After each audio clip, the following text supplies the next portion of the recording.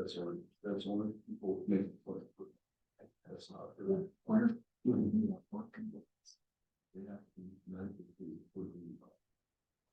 That's that, we should do that. See you, look. Hello. How you doing? Certainly, been here for psychology, just on your hands, feet. That's right. One, I just really want to go in for a whole body. At the hospital, they just started doing it. I'm gonna be one of their.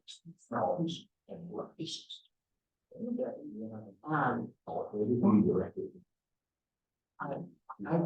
did it with the Serenity when she was in town, she did acupuncture. Went to her regularly. And I even took a vitamin group thing, but we all got like. I pledge Allegiance to the flag of the United States of America and to the republic for which it stands, one nation, under God, indivisible, with liberty and justice for all. Great. Thanks, everyone. Welcome to a regular meeting of the Goldendale City Council. Sandy, would you please take roll call? Yep. Steve Johnston, Theon Wheeler, Here. Lauren Meeker, Ellie Casey, Here. Andy Holm, Here. Danielle Clevenance, Here. and Myla Mauling. Here. Great. We have full council today. Next item on the agenda is closed public comment. As a public comment opportunity for anything to do on the agenda.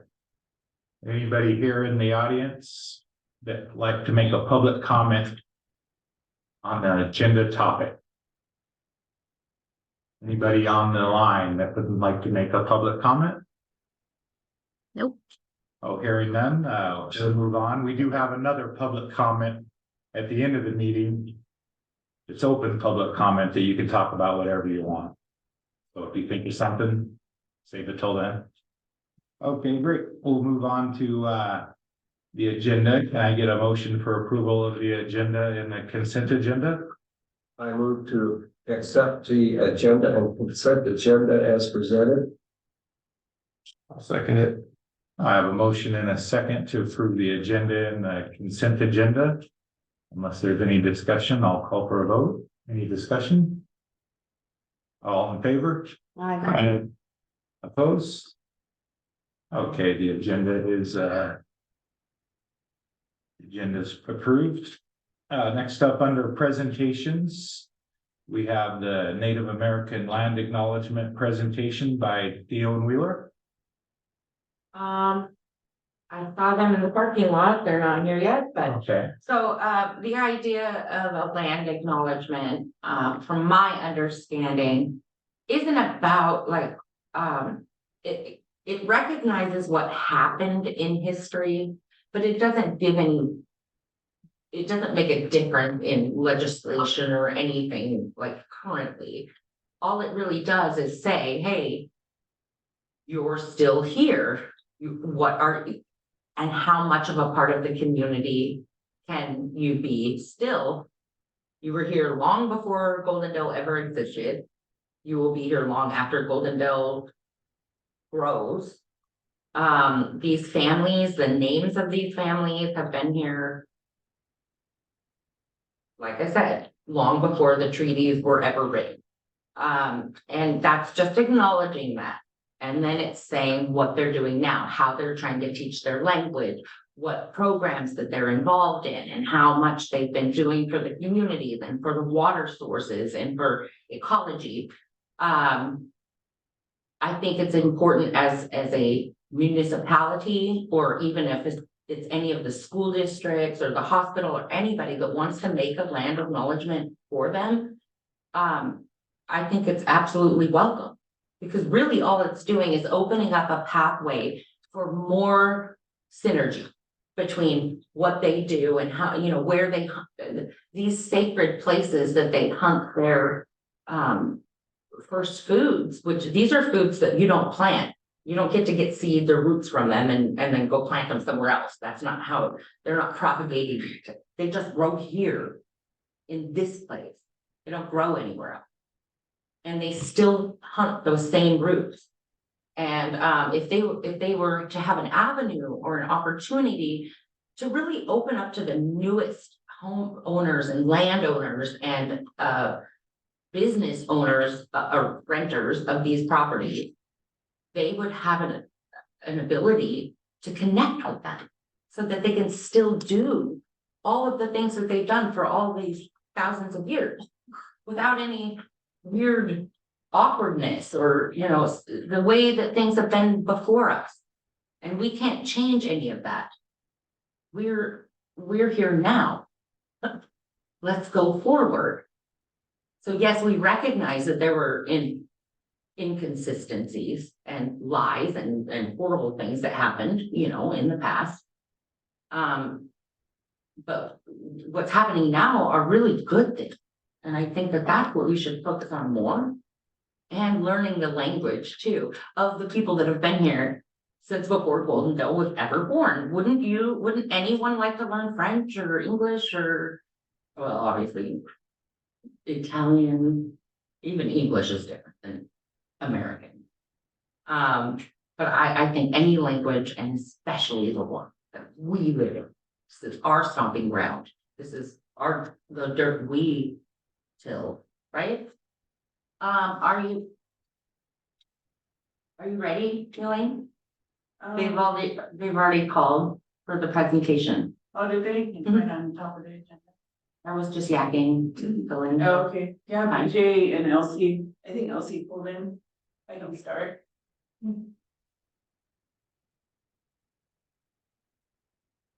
Oh, I do have a video that we can show maybe.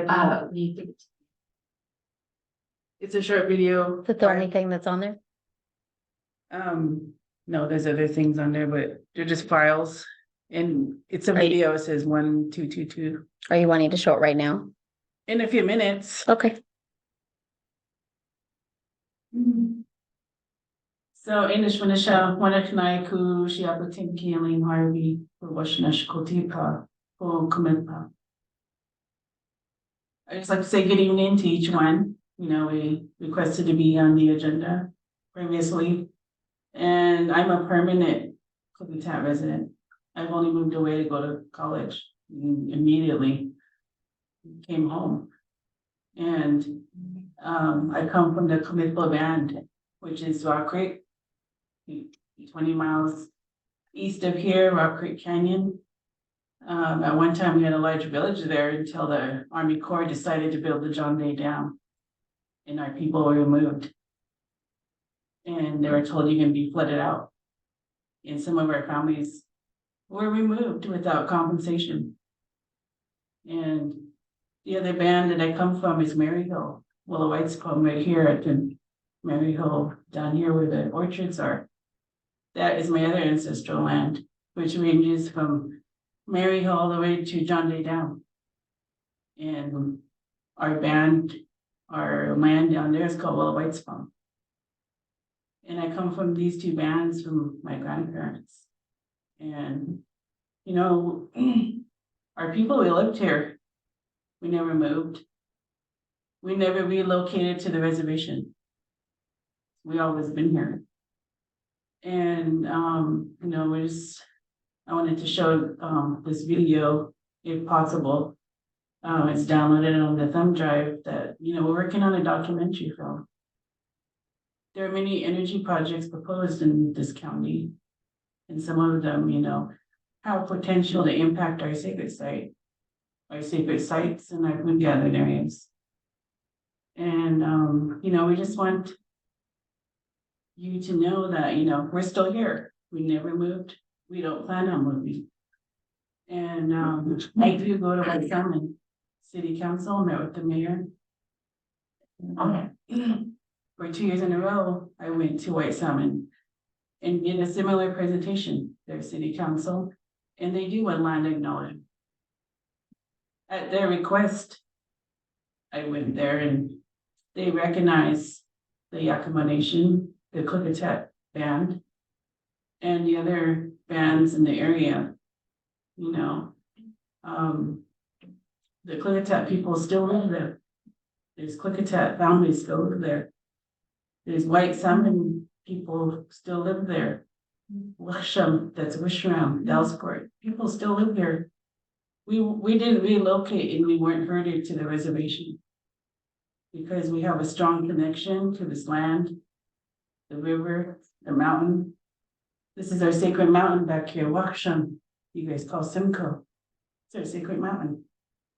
We have many sacred sites in this area. And the traditional name of this valley, of this area in our language is Koti. That's the original name of Goldendale, of this valley that you all call home now. You know, we retain our culture. We retain our connection to the land. Maybe you see us picking berries around here, the choke cherries and the different berries. You know, we're still practicing our ways. We still catch trout. We still catch steelhead and salmon in the Klickitat and the Columbia. Even in Rock Creek, there's suckerfish and trout and steelhead and coho salmon. You know, we're still practicing our ways. We're still here. And, you know, I even met with, at his request, the Hood River Mayor and their city council. You know, they're requesting because they want to acknowledge and, you know, show their respect. But these are our homelands, our ancestral lands. We never left, we don't plan to leave. And, you know, I hope you'll be able to watch the short clip that I have here. And we're working on a larger documentary film, which shows, you know, some of the seasonal rounds that we make. When I say seasonal rounds is we move with the food. We move with the salmon, with the lamprey, with the sturgeon, the different roots and the berries. We move with those. You see us down here in Rock Creek digging roots, Bigleton Highway, gathering food here on Centerville, Bigleton. We go all the way up to Mount Adams. Then we even go all the way north to Wenatchee, go to these different areas. And down in Oregon. These are all our ancestral lands where our people are buried, where our people were born.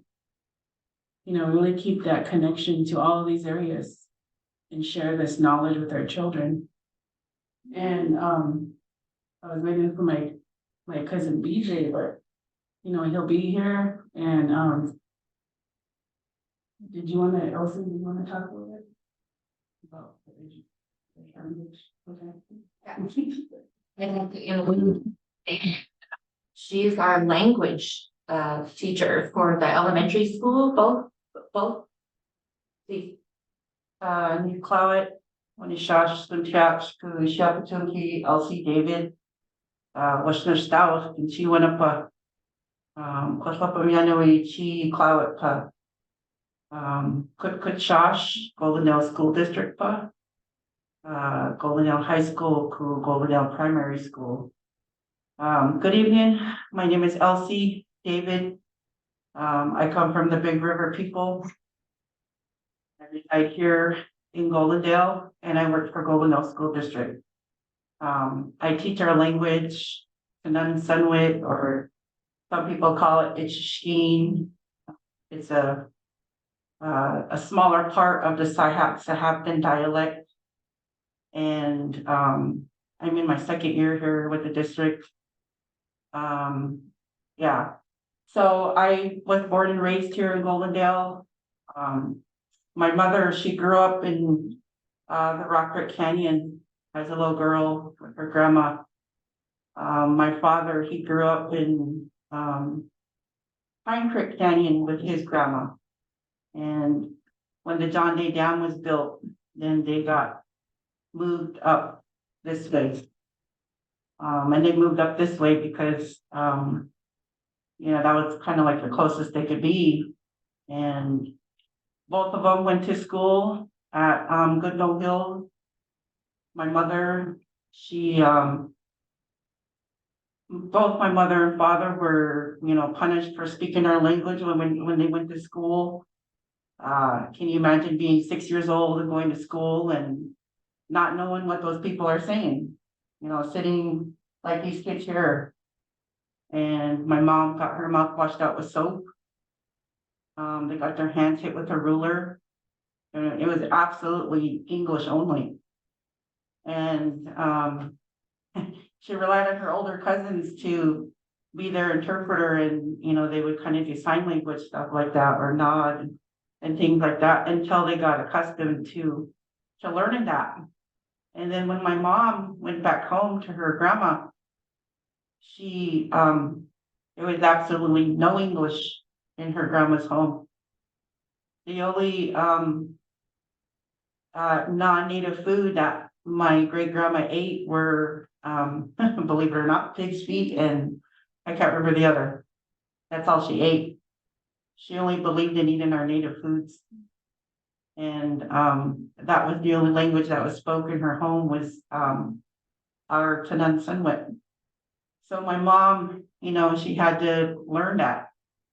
At school, you're only speaking English. Here at her grandma's home, it was just our language. And so, it's kind of ironic that now I'm teaching this language in our school. And my students in the high school, they're non-native. And then we started an after-school program, with,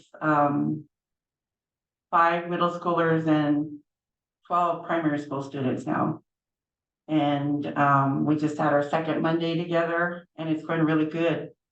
My students are excited to learn about their own culture in school, in the public school system. And it took time for it to happen. Washington State is one of the first in the country that is promoting bilingual education in the elementary school level. No, it doesn't matter what language it is. There's all kinds of languages classes happening on the west side, you know, from, gosh, Hmong, Russian, Spanish, Japanese. So Goldendale is, you know, kind of ahead of some of these other schools, even in Oregon. And so I'm proud of that. I graduated from Goldendale High School a long time ago. Sandy probably remembers. Yeah. I went to school with her sister. And, yeah, so that's where we are.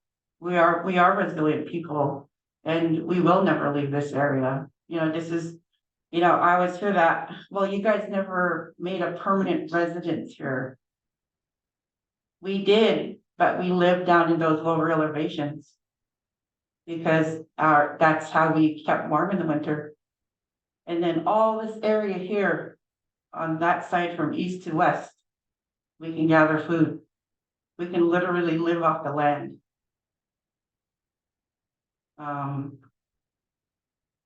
There's all kinds of routes here on the Bickleton Highway.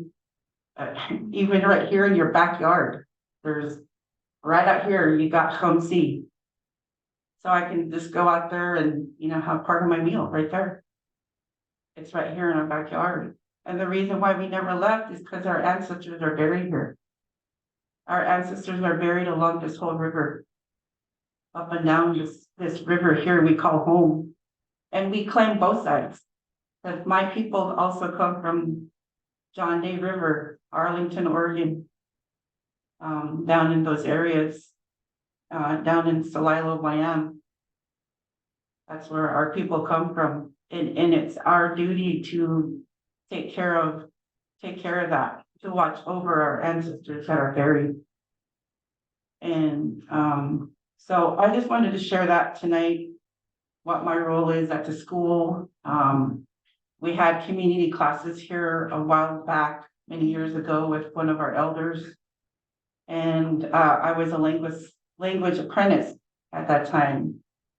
And I used to work for the county back then and worked with the 4-H program, had a baby, and then I went back to work at the school. And it's just amazing that it's there.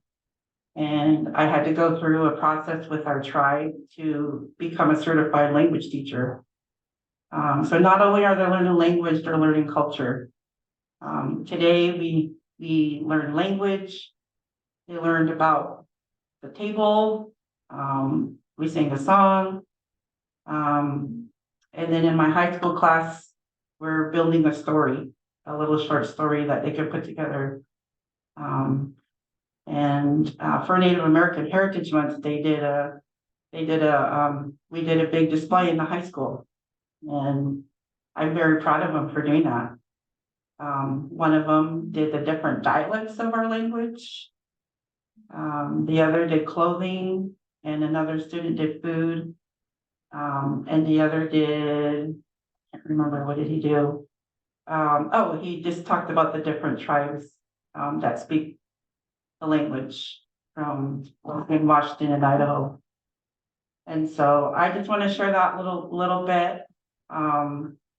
And you know, I come here dressed in typical regalia that we wear in our ceremonies, except for the tennis shoes. I have a knee injury and it's kind of cold.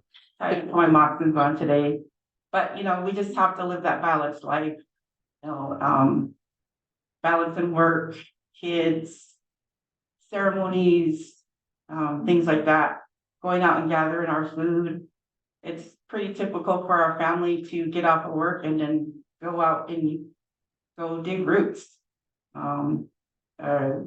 When my sons have a day off, then they'll go down and throw fish if they're able, if it's legal, or they'll go hunt. You know, it's just this is how life is now, and this is what we have to do in order to sustain our culture, sustain our language, our song, and to keep that going. We don't want it to die. This is what was handed to us from our elders. So I just want to say that much and thank you for having me. Thank you. Thank you. Can I introduce DJ, our Mid-Columbia chief? Columbia River chief.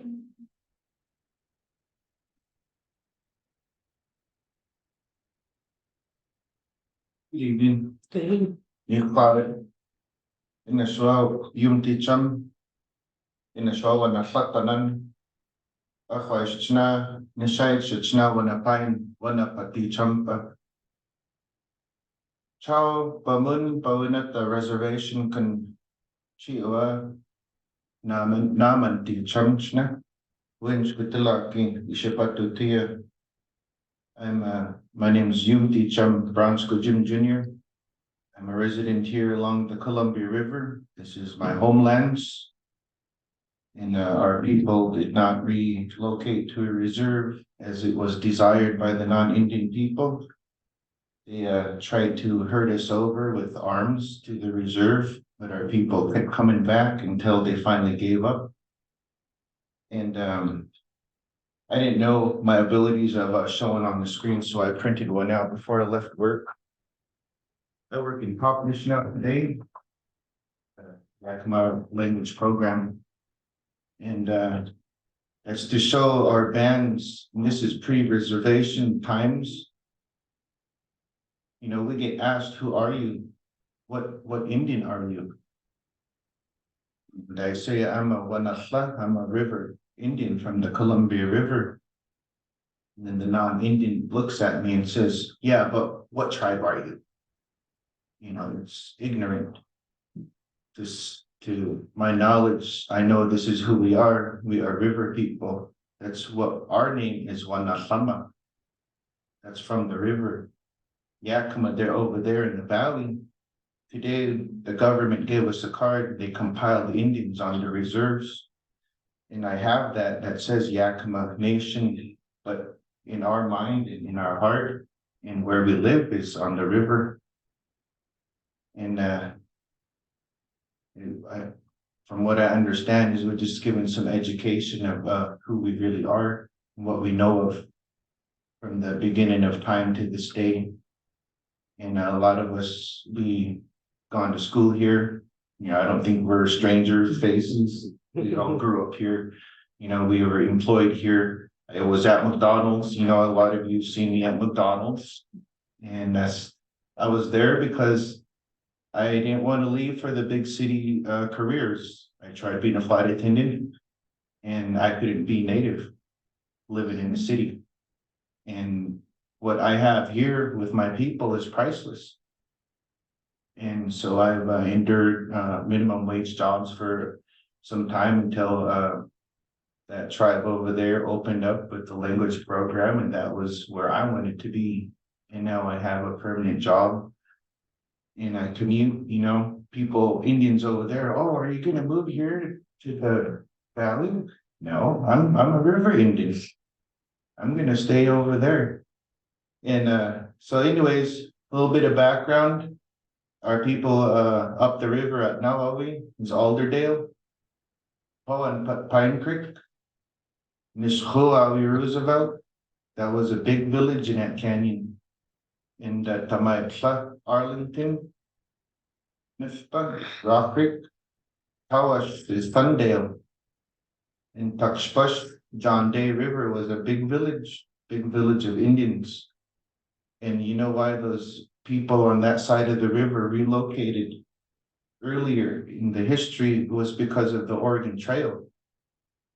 Our people did not ever want to have war with the white people, but our color of our skin, the non-Indian came along, they had bad experiences on the trail. They thought all Indians were bad. So our people on the what you now call Oregon, they didn't want violence, so they relocated across the river. But it was a big village site for our people. And we can say that we have a great grandfather buried there on the John Day River. And you have Maryhill, Walawitis, Skinpa on the north side of the railroad tracks, Solilo, and Wayam, Solilo itself. So this is how we know the Mid-Columbia River Indians.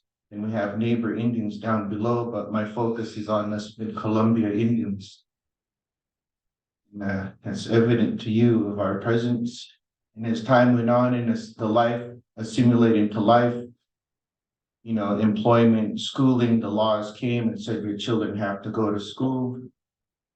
And not only by the dams and War Department were our displacements done, but our people found that they needed to be workers. And you know, that's why a lot of us are here in Goldendale, the Dalles, Lyle, so on and so forth, Rufus. And it's because we still want to be here. We don't relocate to another city, uproot ourselves like the Europeans do. We can say our lineage, we can name who and where they're buried. And this is to show you that, you know, like I said, you know, moving to the city for the modern career, it didn't work for me. So I just want to tell you that who we are, Wanakamatananma River people.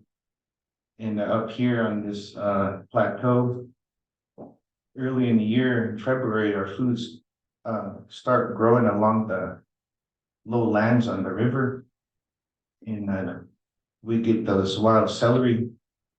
And then the next 2 months, it comes up to this level, bitter roots. I don't know what you call them in English, but I know them in my language. They're growing right now and they're almost surpassing. And then we'll travel the Blue Mountains in Oregon. I was just there this weekend. That's what we do on our time off. You guys probably barbecue around and do things that are leisurely. We gotta be Indian in between our job and work. Our kids, they gotta peel roots after practice, after school. Their moms and aunts, they gotta peel roots. This is how we're full-time people, I guess. And I'm just happy to share this much with you. Sorry I'm late. It's a heck of a commute every day out of Toppenish. And of course I had to eat, so thank you for listening to me. Thank you. Thank you. Can we play the video? Yep, do you want to come show me which one it is?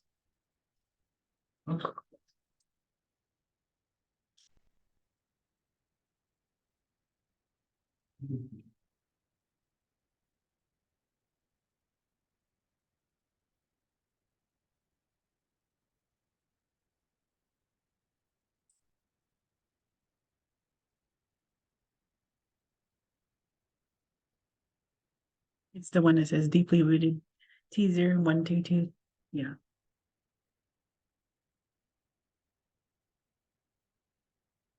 Just a short video, about 5 minutes.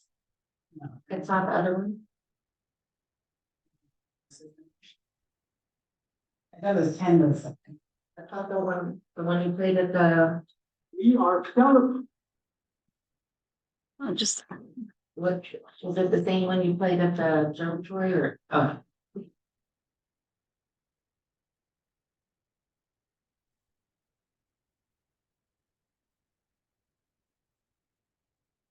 Oh, there's Rich. Rating, the, It's Marshall. that's good, that's many, that means 150 years of Goldendale, Washington.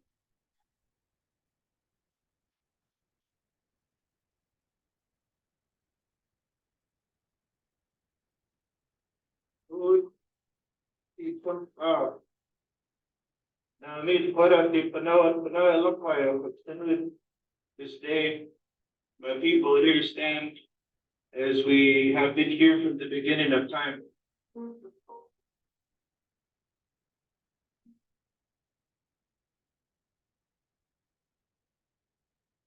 One year, we were having our Donna feed. We had the rig, and no fishermen on the Columbia catches free salmon for it.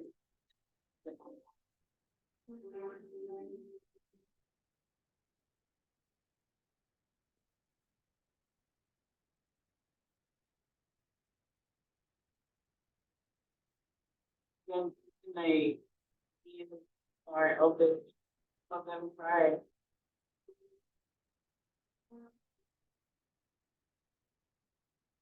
We are, as a municipal band, the people were moved from the mouth of Rock Creek when the John Day Dam was completed, and they told the Indians that you have to move or you'll be flooded. The reason why our people could not move to the reservation was because of our foods and our burial grounds that root us to this earth.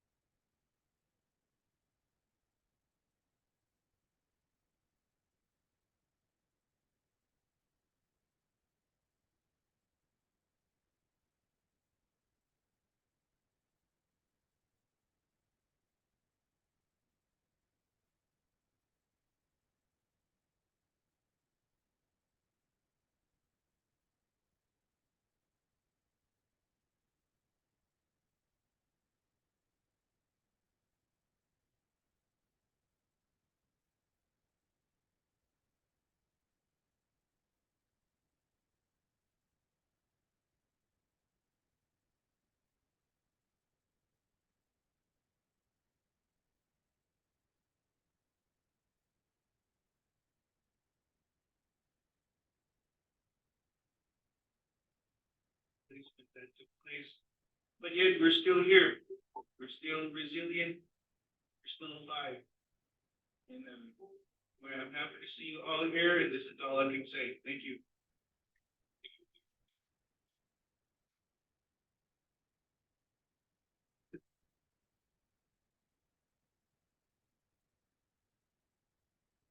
Our band has been gathering here, for thousands of years, and it takes thousands of years for this petrified stuff to evolve.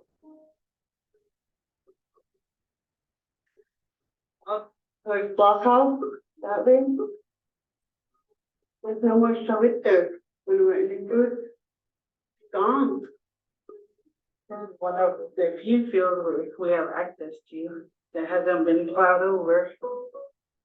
I think we're the same boat as the rest of the world. Struggling to keep up, development. Very much people.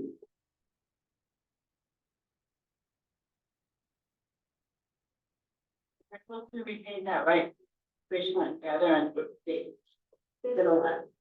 But when you put a solar project on that land, no. The 40-year lease. That's totally. I kind of already know the cameras is just like. Stop. Too much reading. Where are you coming from? Maybe from another country to do this? I can't imagine being in someone else's territory and taking over the resources. There's a mountain there and it's like the highest peak you can see. One major concern I have with the water pump storage project is that it's our sacred site.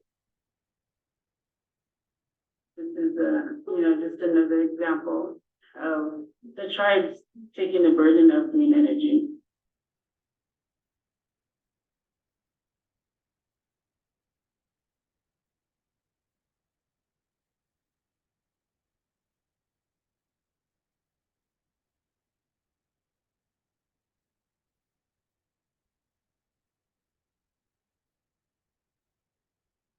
For the future, I want clean water.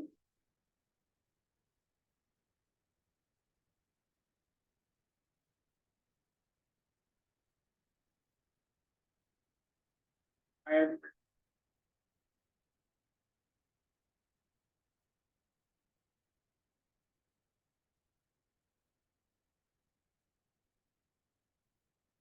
our future generations to be able to experience what's left of what's left of clean water, what's left of sugar that cattle.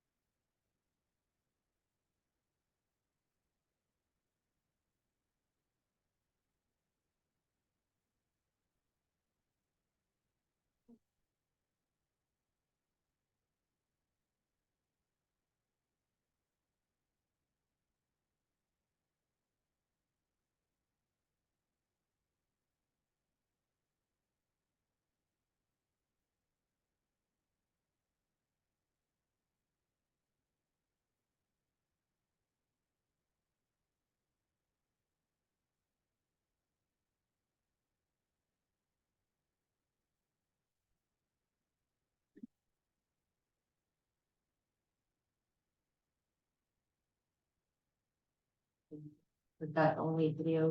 Yeah. Thank you all so much for that, and I do wanna say, this is, this is Goldendale. This is Goldendale, and I would like to see more of the culture of the people that were here mixed in with the people that are here now. I mean, we need to mesh together again. There's been a discord, a separation in my life, in my existence since 1989 that I've grown up in Goldendale. I think it's our time now to come together and make beautiful memories and really encourage more landowners, more companies like, the windmill sites to really embrace the culture of the area and allow them to do their root digging and some people might not even know about the sacred lands that they're on. But how wonderful would it be to know the history of it just by talking about it? Thank you. Thanks for that presentation. Okay, we'll move on the agenda to department reports. And start over here with Fire Chief Noah Holm. Thanks, Mayor. So our new air packs came in today. Next week we'll be doing some training and fit testing and different things like that, and hopefully we put them into service next Monday. So Excellent. that's all I got. Forward to seeing that. Chief of Police, Mike Smith. Yeah, we're, this last month, we had 259 calls to service. We're still up. Seems like the petty thefts and shoplifts are up. We had 11 calls to those on this last month. Arrests are right on schedule. We've had 8 arrests this last month. A lot of things have been cite and released lately for the smaller crimes, just due to the non-assurance of the jail. So we're still kind of just, the smaller crimes we're cite and releasing for right now. So it's steady as it has been, so trying to keep up. Thank you, Chief. Sandy. So I've got some stuff from Public Works. Right now, because there is some vacancies, they're kind of having to fill in when they can. But they are starting their weed control, trying to spray down some of our weeds. They're replacing several damaged road signs, some due to, people hitting them, some due just because of wind. They're fixing small maintenance items, and then they'll be getting some asphalt soon to patch some of the potholes as soon as the weather is better for them to do that. Great, thanks, Sandy, and I'll take care of the administration side. As you know, our city administrator, Pat Munyon, has turned in his resignation. And I'd like to thank Pat for his service to the city and wish him and his family the best in their future endeavors. Later on in this meeting, we'll be talking more about moving forward when it comes to that city administrator position. And we'll have further talks about that then. Okay, well, let's move on to council business, the Observatory Hill fuel reduction. Lauren, maybe would you like to talk about this a little bit? Sure, pretty simple, self-explanatory, just fuel reduction around Observatory Hill. Got several requests from people at the city that were concerned about wildfire. So looking at removing some of the dead trees and moving things up there. Great. Well, this item was tabled from the last meeting to get some further information. Is there any further questions or comments that council has about this? Yes, Danielle. Thank you. Lauren, can any of the wood be utilized for fuel for needy families or anything, or is it just too infested with bugs and such? That would be up to the city. We will remove smaller diameter fuels. There will be some larger diameter fuels that are left on the ground. So that would be up to the city to determine if they want to allow public access up there and deal with any liability issues. So we won't be removing large diameter fuels, but we don't want anyone in the areas that are working while we have staff up there just for liability. So is that something then that the city can look into to see if the wood is usable, or if it would cause any issues because of the infestation of the critter? Something we could talk about. I haven't thought about that. I'd hate to waste it if it could be utilized for the people of the town. Well, and how much are we clearing out? I don't know if we put my city hat on, like, do we really have the staff, time and energy especially with our recent losses to be regulating how that would be appropriated out, how you determine who has access to it, how do you access that sort of thing. Suddenly it becomes quite an expense for the city to manage making that wood available. Especially when you're talking about scrub oak mostly, right? Yeah, scrub oak. I mean, there's some larger diameter pine or Oh, I was under the impression that it wasn't the scrub oak that you guys were taking out more, it was more of the pine that is infested with the needles. dead pine and then limbing up a scrub oak. So the scrub oak is just the limbs that are removed. So, Okay. but yeah, I mean, it does become an administrative challenge. So that would be up to Dave and your lack of administrative help to figure out. Well, I don't. Lauren, Yes. you say large diameter. Can you be more specific? Large tree is 24 inches up there, so it could be 16 to 24 inches. That's So a lot of that dead would tree. be large diameter, because I don't think there's anything up there much bigger than that. It's a fact. I just wanted to know. I haven't measured trees deep. No, but none of them are big. But if it's disease, I would assume they're going to take it down regardless. Yeah, unless the top is snapped off, because those are still good wildlife habitat trees, so they can be left without worrying about, like safety issues. So, if it's snapped off 15, 20 feet up, that'll be left for wildlife habitat. Well, and eventually, anything you leave, the bugs are gonna stay, and the writing's on the wall, eventually all the pine trees are gonna be gone. The only ones that are gonna survive are the ones that are down lower, that actually get more water. I've seen pine trees around town here, if they get water, more than just natural water, they survive pretty good, they hold up. But on the hill, the natural weather, no, eventually there won't be a pine tree up there. That's the way it is all over, not just Observatory Hill. Right, see quite a bit of pine die off throughout Clickatack County, especially as you get further east. So it's just a matter of a long-term drought, and the trees have less of an ability to pitch out the pine beetles that are there. They're always present. It's just that between drought and current forest conditions that they can't compete with the available nutrients that are available. In some cases, you may thin a forest out and end up with individual pine trees not competing with adjacent pine trees because it's super dense and have those survive. But I'm not going to predict the future on that. No, well, there's so few of them left up there anyway. Good point. I think it's irrelevant. Is there a timeline? Well, I'm waiting for the city to approve this so that we can Then get this there's work work a done. timeline. So if we did approve it, how soon would the crew be able to start working? I'll check this crew schedule. We have the permit in place and everything ready to go, so. Oh, okay. Good. Work done fairly soon. It's something that will take time, they have other projects to balance out as well, but we'll let the staff of both the city and the conservation district work that out.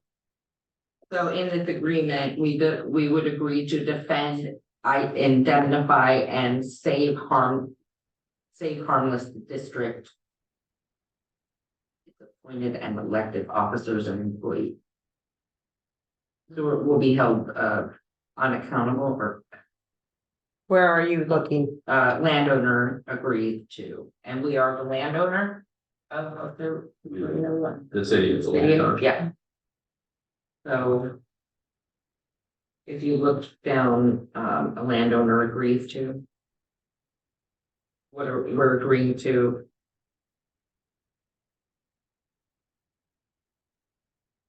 I guess this is about someone getting work while they're on the job.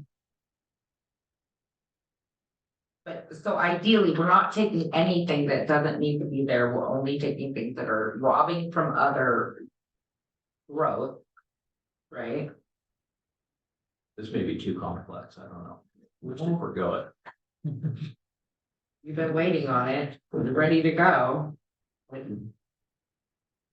Does anybody else who hasn't spoke yet have a comment or a question regarding the Observatory Hill fuel reduction? So it's just clearing it from all excess. So that it's not a fire. Removing dead standing pines that are not snapped off and living up oak limbs to prevent the ability of ground fire to creep up into the trees. Well, we live in a place where fires are extremely devastating. So if we don't keep up with what we need to keep up with when it comes to tearing out the undergrowth that could potentially cause some severe issues, I think I would feel. At this time, You're suggesting. At this time, I'll entertain a motion on the Observatory Hill fuel reduction. I move to approve the agreement between the Central Clickatack Conservation District and the City of Goldendale and authorize the mayor or his designee to enter into the agreement. I'll second it.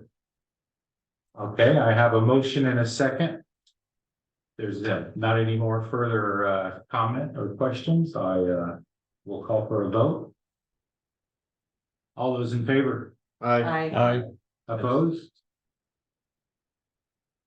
And Lauren abstains. Abstain. 2 abstentions. Okay, motion passes. Thanks. let's move along.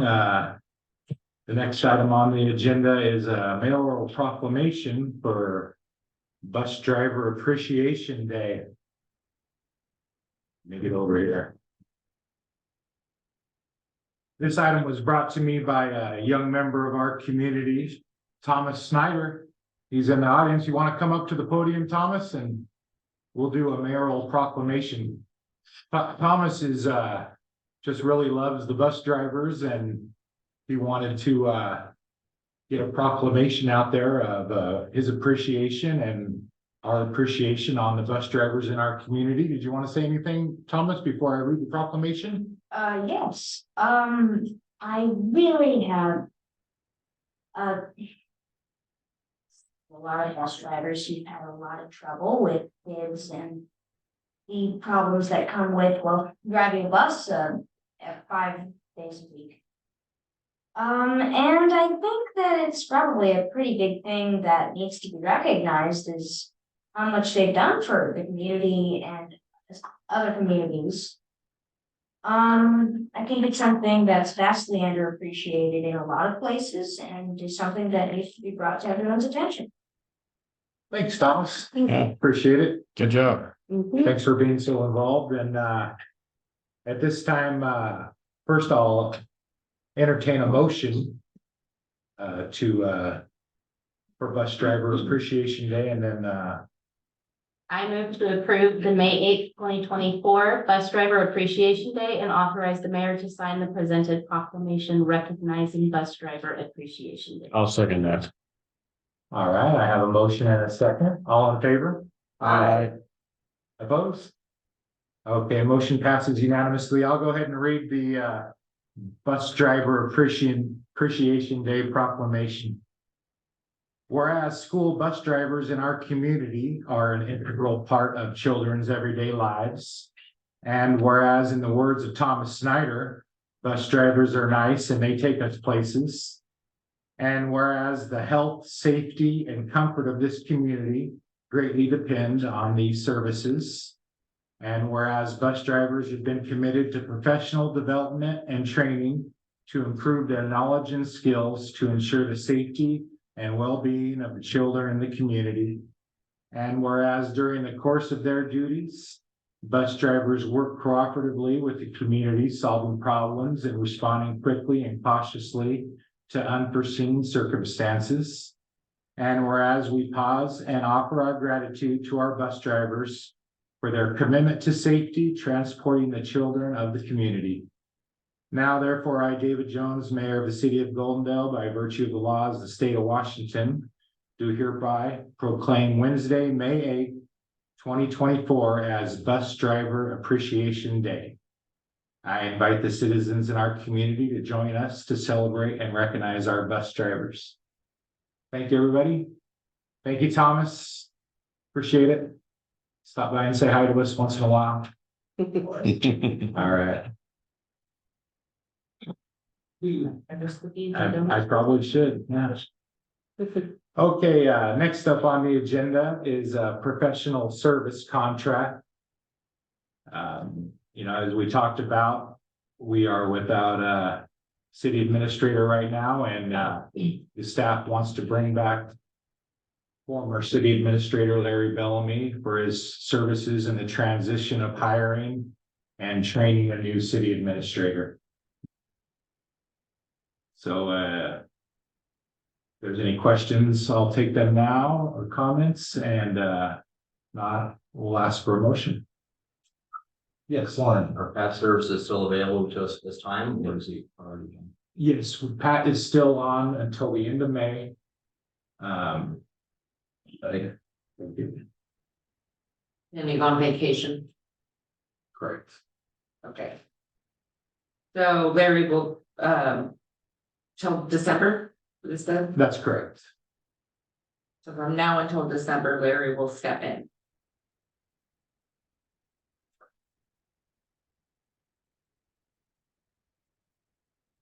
Anyone? Is there a specific amount, or we just? $80 per hour for services is on the first page of the professional service contract. Okay. Okay. I'll ask for a motion and then after I get a second, I'll open it up to any further questions. Is it? I'll entertain a motion at this time. I move to authorize the mayor to enter into a professional service contract with Larry Bickham. I second. You got it. Okay, I have a motion and a second. I'll now open the floor up to any additional comments or questions. Hearing none. Is he gonna be here full time or just kind of when we just need him? At our discretion when we need him. And an 80 hour. hours a week. What's that? 80 hours. 80 hours, you know. Yeah. No, Open back. 80 dollars an hour, as many hours as we need. Okay, well, I have a motion and a second. Any further questions or discussions from anybody that hasn't had a chance to talk yet? Yes, Steve. I noticed in the agreement here, it's listed some, it looks like a short list of issues that it needs to be tackled. Correct. Yes. And like I said, to me, it looks like a short list. There's certainly more things going on than just this. Absolutely. That's the list that we put together with Pat. Priorities that need attention right away, but there'll be more to come. Yeah. Great. Unless there's any additional questions or comments. I'll call for a vote. All in favor? Aye. Opposed? Okay, motion passes unanimously. Thank you. Appreciate it. Okay, next up on the agenda is Airport Committee new assignment. I'll invite Nathaniel Hill to take the podium.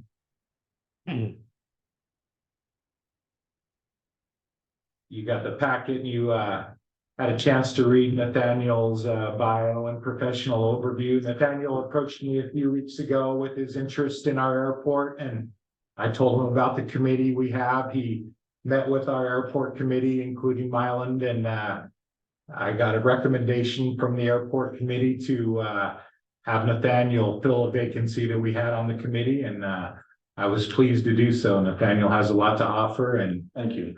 Yeah, thanks. Nathaniel, would you like to say anything? yeah, excuse me, just looking forward to be, a part of the city of Goldendale and help where I can and contribute what knowledge I do have and hopefully make this place, better than it already is, right? That's right. So, thank you guys so much. Thanks, Nathaniel. Now, I went to high school with Nathaniel's mother. Yes, we did. Okay, No, I think Nathaniel would do a very good job. Thank you. He made a good presentation at the last airport meeting, and I think we're pretty enthusiastic for you to get on board. Appreciate that. Thank you very much. Move to authorize the mayor to appoint Nathaniel Hill to the airport committee. I'll second. okay, I have a motion and a second to appoint Nathaniel Hill to the airport committee. Any further discussions or questions? Hearing none, I'll call for a vote. All in favor? Opposed? Okay, passes unanimously. Thank you, Nathaniel. Thank you. Good to have you on board. Okay, we're moving right along. Next up on the agenda is report of officers. Can we start with Ellie, because she's gonna have to leave soon? Yes. Okay, there we go. Okay. Lauren. Yes, I am a little concerned about our staffing challenges, and I'm wondering if we are probably working on a plan forward to determine how we're gonna solve budget versus staffing issues. We've had several positions that were combined over the years. Yes, A lot of workload, but obviously a lot of budget concerns as well, so absolutely. just kind of looking forward to hearing more on what our path forward is on that. Great. Yes, next city council meeting, we'll have a report from our CPA, Jen. And we'll have a more clear picture of how that's gonna work out. Yeah, she's gonna give us a first quarter rundown of where we are first quarter. And then, but yes, we've been in touch with her several times about, salaries and things that we need to address. But yep, she's been in the loop. Yeah, thank you, Dave. Thank you, Lauren. Tim. Hi, yeah, so I think I'm gonna piggyback a little bit off of that one. I think we need to set a date for our budget committee. which is Andy, I believe, and Danielle and myself, to meet with her. Prior to so that we can. Well, the presentation is just for the first ending of the first quarter, so that's already done. So there's no changes that can be made after the first quarter. Okay, that's fine. If it's already done, Yeah. it'd be nice to meet before the next meeting. As a budget committee, so that we can get a good idea of what we're looking at. Before our next meeting. You want to update on the first quarter? That's what you're asking for? So you said she's gonna give an update, right? Right, because the first quarter was done in March. So she's just gonna give where we are at after the first quarter. She'll give a explanation of, how we did in the first quarter. And then she'll give an update on second quarter, third and fourth. Okay, can we set a budget committee meeting before that date? And what do you want to talk about? Because she's got to be prepared for the meeting, so. Few things that I would like to be able to see in that when she does present it, like a few things that I would like her to itemize a little bit better for transparency reasons. Okay. And that would definitely give us a much clearer idea of where for these new positions that are opening up, we'll know exactly where they're at now, what we'll be able to, if we want to offer them the same, or if we're gonna have to open up to a conversation about maybe moving something here over there for this next quarter. So Jen won't have that information. That would just come from Dave. Because she would only have, if we had a brand new position that is going to be, or we're offering more money, then she could tell you what the budget would, can it withstand that change? But the positions are just gonna take over what has already left. So say the administrator position is either gonna be close to what, or lower. If it's higher, then yes, we would need a budget recommendation. Can we afford the higher salary? Either way, we're all brand new to our positions, and I feel like it would be highly really important for at least the budget committee to be together before that presentation is done. And We'll she send could- out an if she could email to join the in, that budget would be committee, cool. and we'll see if we can work something out. Okay. Yes, Lauren. Yeah, I think it'd be great for the mayor and the budget committee to look at that, look at where the budget is at. Get that first quarter review, look at what those employment positions cost, because it's gonna be challenging to be competitive.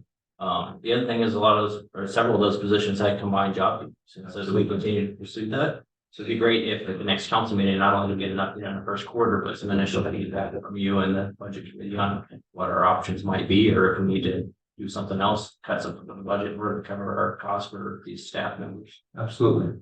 Sounds good, thanks. Steve. Thank you, Jan. In light of the current staffing dilemma we have, I'm not going to try to take care of any business other than I think this is a very good opportunity to revisit the issue that I brought up before, and that is addressing the role of city administrator and public works department head. Now, for eons, the city got by with two separate department heads, and it's functioned quite well.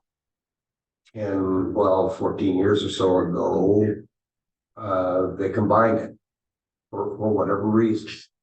And I feel that this is a good opportunity to let's revisit that, and it'll be relative to budget also, budget concerns. But I'd like to see that in the part of the discussion. Absolutely, I will be. Because I feel like previously it worked quite well, and what I've seen after that, a lack of just not covering all the bases well. Just too much for one person to do, basically. And I'd like to thank Lauren for all of the time and effort that you put into the observatory fuel reduction issue. I know you spent a lot of time on it and, job well done. Thanks, Steve.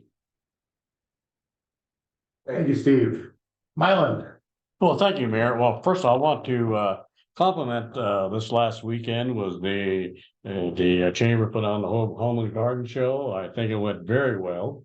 And the weather was a little iffy, but it was very good attendance, and they worked hard on that, and they did a very good job. So and I'll make one other comment, the presentation. I'm originally from Bickleton. I know a lot of stories too. And I know a lot of stories about Alderdale, Roosevelt, Pine Creek, and Rock Creek, and a lot of my grandparents told many stories, interesting stories. They on my old ranch, they used to come and pick for roots, and that was great. I'd see them out there working. I just drove on by, maybe waved or whatever. Yeah, and so there's a lot of good stories. So that's, like I said, that's a lot of history there. So anyway, I just want to make that comment. So thank you. Thank you, Mylan. Danielle. Also, I wanted to say thank you both to you guys for giving us the education on that. It was very, very interesting. I too am native to different, but I did not grow up in a reservation or anything. So it's interesting to hear the heritage. I also wanted to thank Thomas. I think that's great for such a young person to recognize what people are doing in the community and show them appreciation when they see it. So I think that's wonderful. As far as the budget committee goes, I had proposed the last meeting also for the budget committee to talk about priorities that we're wanting to look at for in the future as well. So I would like that to be added. Was that a date? Is it too early to have a date? Can we set a date? Sure. What works for you guys? Now we'll have to, if we want our CPA agenda to be in on this, we'll have to check our schedule too. But Yeah, we can say, please. Just had a tentative. In the meantime, Andy. Okay. Okay. In May, or is this gonna be for June, agenda? She's gonna do her first quarter update on the 20th. Before the 20th. 14th works for me. 14th, a Tuesday? Yep, that works for me. Okay, what time works for you guys? Anytime. After 6:30. She's in Florida. Oh, Yeah. Oh, okay, that doesn't work for you on Tuesday. What's another day that? Best day is gonna be is on the 13th. That'll be the only day. I could do the 13th. Hey, what time? Fine. And she's in Florida, that's 3 hours different? Mm-hmm. well, let's But get on we that. just say Monday and then let her decide what time. Yeah, Is there any Monday, times you the guys are not 13th? available?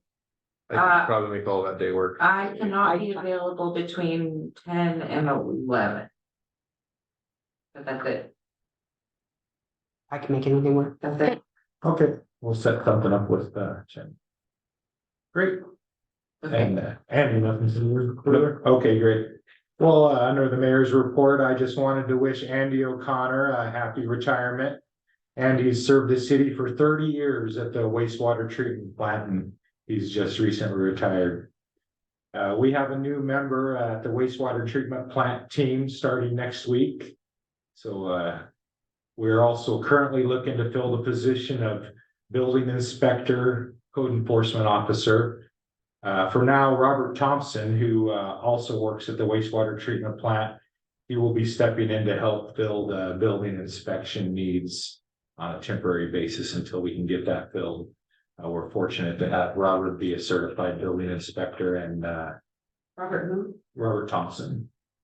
Okay, and Rip gonna say anything? He can just drink. spent some time at the Home and Garden Show this last Saturday, like Mylan was talking about. Just another great job by the Chamber of Commerce and all the people that worked to make that happen. It was packed with all sorts of exhibits and presentations and food. Very well put together and organized and attended. Chamber's just making that home and garden show better every year. Really appreciate it. I wanted to mention that May 11th on Saturday, this coming up Saturday, is the Goldendale Cleanup Day. If you want to volunteer to help clean up the town. And you'll have free garbage service at the transfer station. And if you leave your garbage out on your curb, someone will come by and pick it up. It's just a really good opportunity to work on cleaning up our town. So big thanks to County Commissioner Dan Christopher and the Community Enrichment Group for organizing that, and the landfill for letting us use that garbage service. So thanks so much. And that's all I had. So I will entertain a motion for it. Oh, that's all right. One more thing that I forgot, it's on the, was on my agenda, so there will be a meeting on May 16th at the Old Masonic Hall for the, project Push Pump. It's proposed Goldendale Pump Storage Project, May 16th, 6:30 p.m. at the Goldendale Masonic Lodge, if anybody wants to attend. Great, thank you. I'll now open up the floor to open public comment. Is there anybody in the audience that has a public comment? Any topic will be entertained. Roger has one. Yes, Roger. Okay, can you hear me for sure? Yes. Okay, I don't want to put anybody on the spot, but as a reporter covering the city, I'm not sure about the sudden departure of the city administrator. Is there anything we can say publicly about that on the record? He got another job. Okay, where? He quit, he put in his notice. Not anywhere local. I don't know that he specifically Okay. said, but Okay, thank you. I just Just didn't has want another rumors to employment. go. Yeah, okay. Thank you, Roger. Anyone else on the line or in person that would like to make a public comment? Yes, do I please take need the to- podium, sir, yes. State your name and general area of residence, please. Mike Snyder, Goldendale. I just wanted to ask if there's something the public can do to help with the staffing crisis. Or I can help in any way. With the what? Or the staffing issues you have. If you're We are advertising for positions, so. not that kind of help. Just, is there something that can be done on a voluntary basis to help out? We just signed that over to Larry Bellum. But we are having a community cleanup day on Saturday. Thank you, sir. Anyone else that would like to make a public comment, either in person or on the line? Hearing none, I'll entertain a motion for adjourn. So move. Second. All in favor? Aye. Okay, thank you. So did you want me to just reach out to her if you want to talk?